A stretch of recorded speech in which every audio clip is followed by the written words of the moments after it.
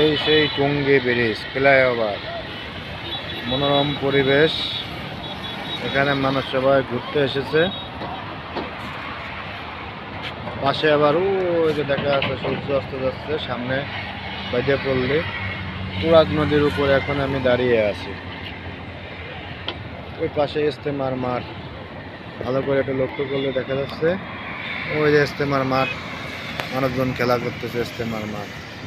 আর এটা হচ্ছে টুঙ্গি বেঁধে পড়লো, ভাসমান নৌকাগুলো বেদেদের বাস স্ট্যান্ড। কি সুন্দর।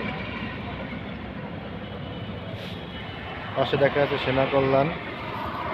এখানে মানুষ সেলফি তুলতেছে কত সুন্দর করে। এই যে গাড়ি এসে এখানে দাঁড়ায়, বিশাল বড় এরিয়া হয়ে গেছে এখন।